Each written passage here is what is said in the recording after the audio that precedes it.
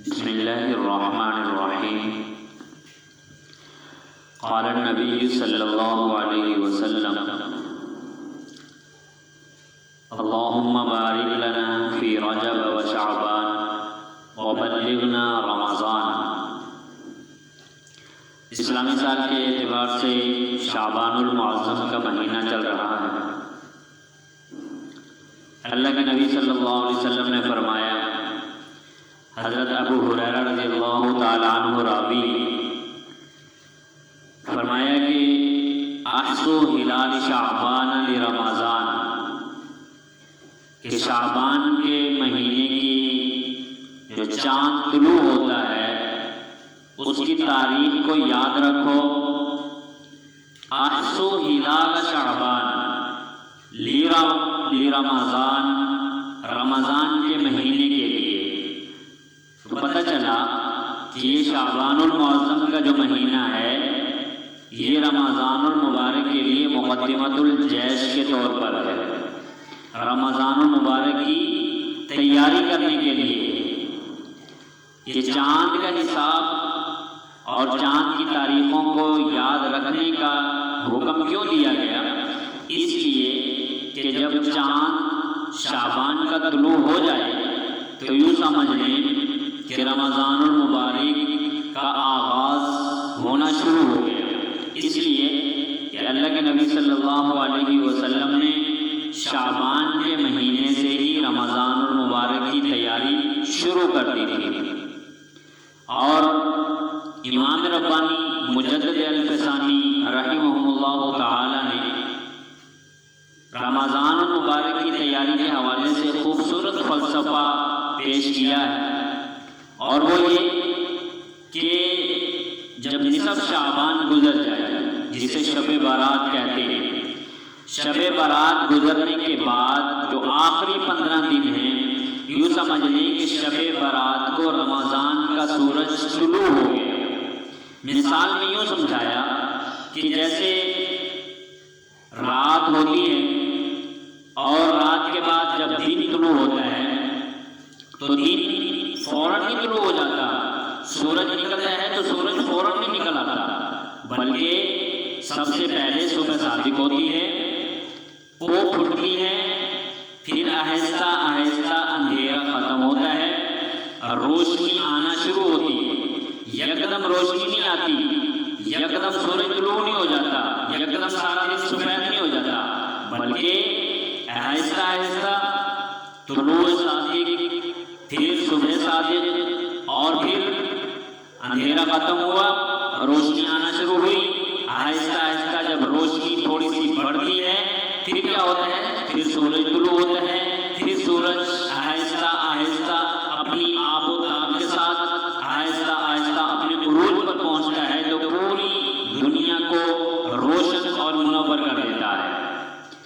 تو اسی طرح فرمایا کہ جب شعبان شروع ہوتا ہے تو رمضان کا سورج بھی طلوع ہو جاتا ہے، یعنی کہ صبح صادق، طلوع صادق شروع ہو گئی، اب اندھیرے چھٹنا شروع ہو گئے، آہستہ آہستہ اندھیرے ختم ہونا شروع ہو گئے۔ رمضان کی رحمتوں کی، رمضان کی برکتوں کی، رمضان کی وسعتوں کی اور رمضان کی انوار و برکات کی روشنیاں آہستہ آہستہ طلوع ہونا شروع ہو گئی۔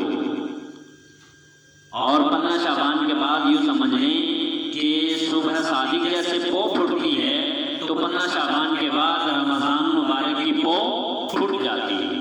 اب اس کے بعد کیا ہوتا ہے؟ اب اس کے بعد رمضان مبارک کی تیاری۔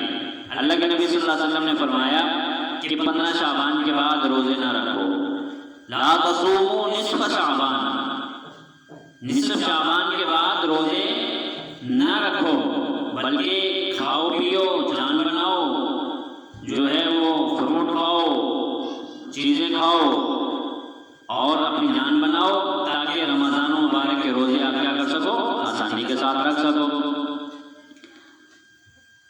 15 شعبان کا روزہ سنت ہے، وہ رکھنا چاہیے، اس کو بہت زیادہ ثواب۔ اور یہ جو شب برات ہے جو 14 اور 15 کی درمیانی رات ہے، کون سی رات ہے بھائی؟ 14 اور 15 کی درمیانی رات جسے شب برات کہا جاتا ہے، جسے لیلۃ المبارکہ کہا جاتا ہے، جسے لیلۃ الرحمت کہا جاتا ہے، جسے لیلۃ الصدق کہا جاتا ہے، اس کے مختلف نام۔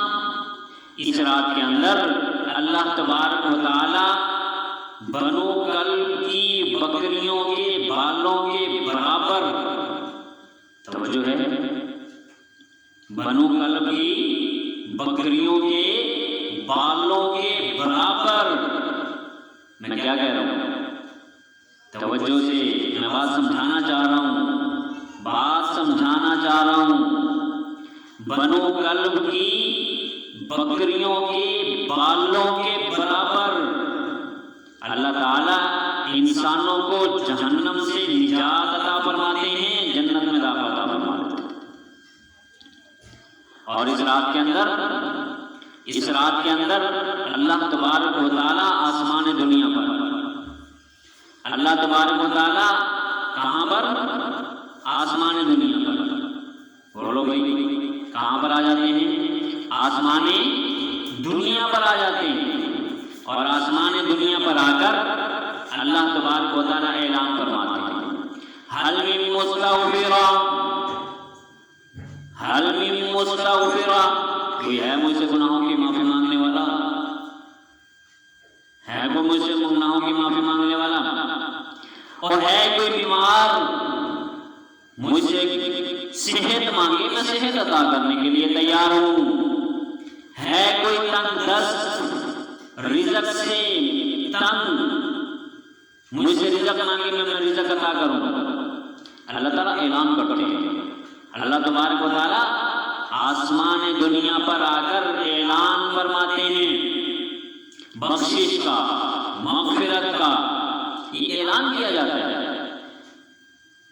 لیکن ایک بات توجہ، دھیان سے دل کے کان کھول کر سن لو، دل کے کان، یہ کان نہیں، اس کان کا تو کیا ہوتا ہے؟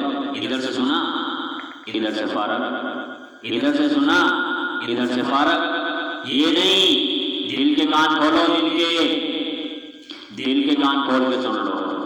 جو بات میں سمجھانے لگا ہوں بڑی امپورٹنٹ بات ہے، دھیان سے سننا۔ اس رات کے اندر اللہ تعالیٰ بنو کلب کی بکریوں کے برابر، بکریوں کے بالوں کے برابر اللہ تعالیٰ کیا کرتے ہیں بھائی؟ جہنم سے نجات عطا فرماتے ہیں۔ لیکن کچھ بد نصیب لوگ، کچھ بد نصیب لوگ، بدبخت لوگ، شقی لوگ، جن کی اس رات کے اندر بھی بخشش، توجہ ہے، اس رات کے اندر بھی بخشش نہیں ہوگی، اس رات کے اندر بھی بخشش نہیں ہوگی۔ کون لوگ ہیں؟ میں وہ ان لوگوں کا ذکر کرنے لگا ہوں، توجہ ہے نا۔ اب ہر بندے جو بھی میری اس بات کو سن رہا ہے، جو بھی میری اس بات کو سن رہا ہے، وہ دل کے کان کھول کے سنے، دل کے کان کھول کے سنے، اور اپنے دماغ سے سوچے، اپنے دماغ سے سوچے، کیا میں ان لوگوں میں سے تو نہیں ہوں جن کی بخشش اس مقدس رات کے اندر بھی نہیں ہونی؟ کیا میں ان میں سے تو نہیں ہوں؟ ان میں سے تو نہیں ہوں میں؟ نمبر 1 گنتے جانا بھائی، گنتے جانا۔ نمبر 1، اس رات کے اندر اس آدمی کی بخشش نہیں ہوگی جو مشرک ہو۔ کون ہوگا بھائی؟ مشرک، اللہ کی ذات کے ساتھ کسی کو شریک ٹھہرانے والا، اللہ کی ذات کے ساتھ کسی کو شریک ٹھہرانے والا انسان، اس کی بخشش نہیں ہوگی۔ اب شرک کیا ہے؟ یہ ایک الگ بحث ہے، ایک الگ موضوع ہے، ایک الگ عنوان ہے۔ اب اس عنوان پر اگر میں گفتگو کروں تو بڑا لمبا وقت چاہیے۔ تو شرک، اللہ تعالیٰ فرماتے ہیں قرآن کریم کے اندر، صرف اتنی بات عرض کروں گا شرک کے حوالے سے، توجہ، فرمایا ان اللہ لا یغفر ان یشرک بہ ویغفر ما دون ذلک لمن یشاء۔ فرمایا کہ اللہ ہر گناہ کو معاف کر دیں گے، ہر گناہ کو معاف کر دیں گے۔ چور آئے گا معاف کر دیں گے، ڈاکو آئے گا معاف کر دیں گے، زانی آئے گا معاف کر دیں گے، شرابی آئے گا معاف کر دیں گے۔ کتنا بڑا گنہگار 100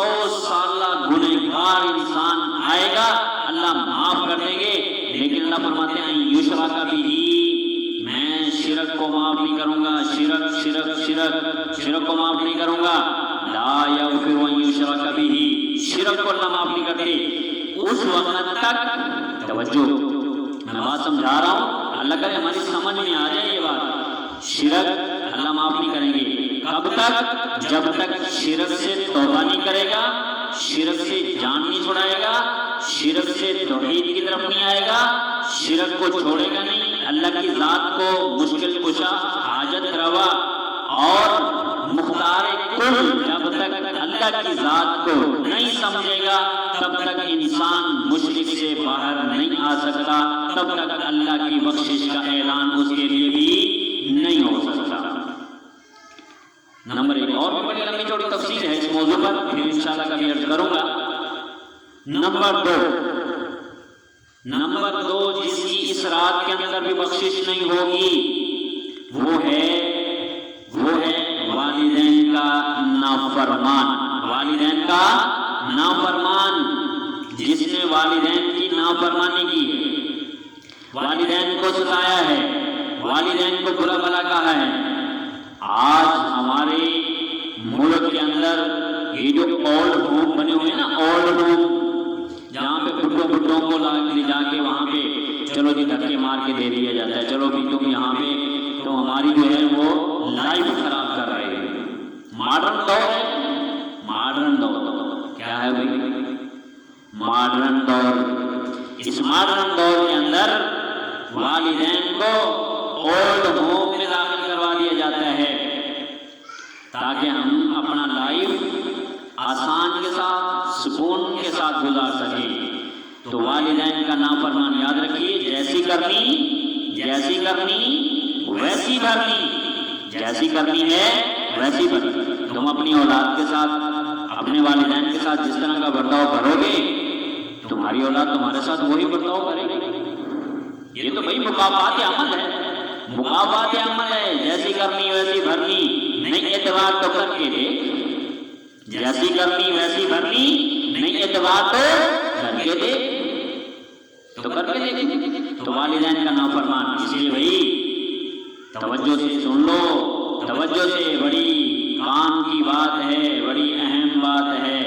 والدین کے فرما بردار بن جاؤ، والدین کے فرما بردار. اس پر میں صرف ایک حدیث سناتا ہوں، ایک حدیث. یہ جتنی بھی باتیں ہیں نا یہ مستقل عنوان ہے، ایک مستقل موضوع ہے.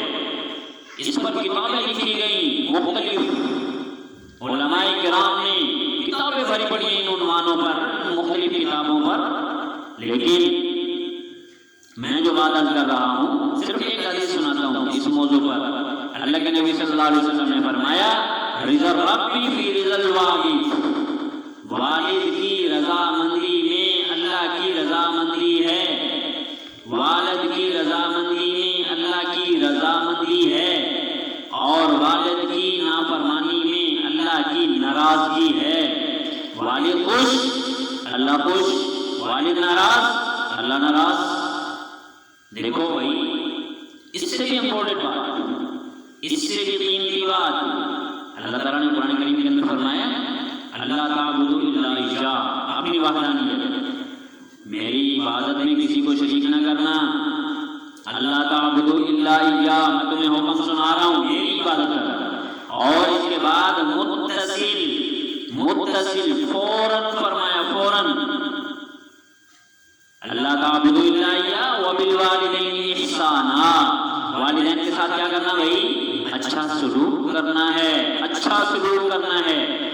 تو والدین کا نافرمان شب برات کے اندر اس کی بھی بخشش نہیں ہوگی، شب برات میں اس کی بھی بخشش نہیں ہوگی والدین کے نافرمان کی. تو کتنی چیزیں ہوں گی بھائی؟ کتنی چیزیں ہو گئی؟ 2 چیزیں. نمبر 3 زانی انسان جو زنا کرتا ہے. زنا کرنے والا انسان نکاح کے علاوہ، اپنی بیوی کے علاوہ اگر وہ کسی نامحرم عورتوں کے ساتھ رات گزارتا ہے، زنا کرتا ہے، اپنی نفسانی شیطانی شہوات کو پورا کرتا ہے، وہ انسان زانی ہے، زنا کرنے والا ہے. یاد رکھیے جو زنا کا عادی ہے اس کی بھی اس رات کے اندر بخشش نہیں ہوگی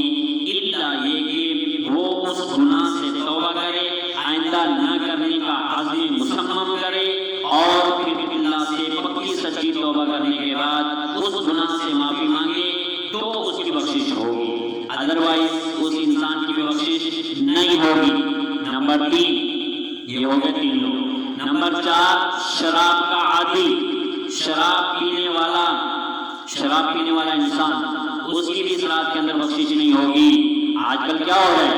شراب عام ہے، اور بدقسمتی سے ہمارے اعلی سطح پر وزراء اور مشیر وزیر یہ بھی جو ہے وہ شراب پینے والوں کی، شرابیوں کی، اور شراب کی خرید و فروخت اور شراب کو بیچنا، شراب کو خریدنا، شراب کا کاروبار کرنا، یہ ہمارے وزراء کر رہے ہیں۔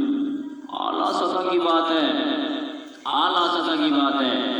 ہم چھوٹے موٹوں کی بات کیا کریں، یہ تو اعلیٰ سطح پہ کام ہو رہے ہیں شراب والے۔ آپ نے دیکھا نا، دیکھتے رہتے ہیں سوشل میڈیا پر ہمارے جناب وزرائے اعلیٰ صاحب جناب وہ شرابیں بیچ رہے ہیں، دے رہے ہیں، اور جن اڈوں پر شرابیں بک رہی ہیں ان کی پشت پناہی، شراب بیچنے والوں کی پشت پناہی، اور ان کے پیچھے ان کا بڑوں کا ہاتھ ہے۔ تو شراب عام، وہی جب شراب عام ہوگی، شراب پینے والا انسان، شراب پلانے والا انسان کبھی بھی اللہ تعالیٰ اس کی بخشش نہیں کریں گے۔ اللہ نے شراب کو حرام کیا ہے، اللہ نے شراب کو حرام کیا ہے۔ جب شراب حرام ہے تو یہ حرام ہے، اس کی پینے والے کی بخشش اس رات کے اندر بھی نہیں ہوگی۔ اور اس کے ساتھ ساتھ جس انسان نے کسی دوسرے انسان کو ناحق قتل کیا، کسی دوسرے انسان کو ناحق قتل کیا، تو قاتل کی بخشش نہیں ہوگی۔ تو میرے بھائیوں، توجہ سے یہ بات سن لو۔ شب برات آ رہی ہے نا، شب برات آ رہی ہے، 2 دن بعد شب برات ہے، 2 دن بعد شب برات آ رہی ہے۔ تو اس لیے ہمیں یہ چاہیے کہ ہم اپنے گریبان میں جھانکیں، دیکھیں اپنے گریبان میں، جھانکیں اپنے گریبان میں، سوچیں اپنے دماغ سے، کیا ہم ان گناہوں میں سے کسی ایک گناہ میں ملوث تو نہیں؟ کیا ہم ان گناہوں میں سے کوئی ایک گناہ تو نہیں کر رہے؟ سوچیں دھیان سے، یکسوئی سے، تنہائی میں بیٹھ کے سوچیں، اگر ان گناہوں میں سے کسی ایک گناہ پر ہم ملوث ہیں، کر رہے ہیں، تو بھائی شب برات سے پہلے اللہ سے توبہ کر لیں، استغفار کر لیں، معافی مانگ لیں۔ کہیں ایسا نہ ہو کہ شب برات سے پہلے ہماری موت آ جائے اور ان گناہوں سے ہماری بخشش نہ ہو، ان گناہوں کی وجہ سے ہم جہنم کا ایندھن بن جائیں۔ ہم جہنم کا ایندھن نہیں بننا چاہتے بھائیو۔ اللہ سے توبہ کر لو، استغفار کر لو۔ یہ شب برات اللہ نے ہمیں بڑی قیمتی رات دی۔ آخر کے اندر ایک بات کرنا چاہتا ہوں توجہ کے ساتھ۔ اللہ نے ہمیں چند راتیں عطا فرمائی ہیں جو اللہ نے پہلی امتوں کو عطا نہیں فرمائی۔ پہلی امتوں کو یہ راتیں نہیں ملی، صرف اس امت کو اللہ نے یہ راتیں عطا فرمائی ہیں۔ شب قدر کی رات اور شب برات کی رات، دونوں کا ذکر قرآن مجید کے اندر موجود ہے، دونوں کا ذکر قرآن مجید میں موجود ہے۔ یہ مہینہ رمضان مبارک کا اللہ نے ہمیں دیا، یہ شعبان اس کی تیاری کے لیے ہے، اور شب برات گناہوں سے معافی کی رات ہے۔ اللہ تبارک و تعالیٰ آسمان دنیا پر آ کر اعلان کرتے ہیں، معافی کا اعلان کرتے ہیں۔ اس لیے ہمیں یہ چاہیے کہ ہم اللہ تبارک و تعالیٰ سے معافی مانگیں، اپنے گناہوں کی معافی مانگیں، اور اس رات کے اندر 3 دعائیں مانگیں۔ آخری بار 3 دعائیں مانگیں۔ پہلی بار مغفرت، اللہ سے مغفرت مانگنی ہے۔ اللہ سے کیا مانگنا ہے بھائی؟ مغفرت مانگنی ہے۔ اور نمبر 2 رزق مانگنا ہے۔ رزق کے اندر کیا مانگنا ہے؟ پیسہ، دولت، مال، گھر، کوٹھی، بنگلہ، گاڑی نہیں۔ رزق کے اندر ہم نے کیا مانگنا ہے بھائی؟ بولو کیا مانگنا ہے رزق کے اندر؟ رزق کے اندر ہم نے جتنی بھی ہماری اس باڈی کے ساتھ تعلق رکھنے والی چیزیں ہیں وہ ساری کی ساری رزق کے اندر شامل ہیں. کیا کہہ رہا ہوں؟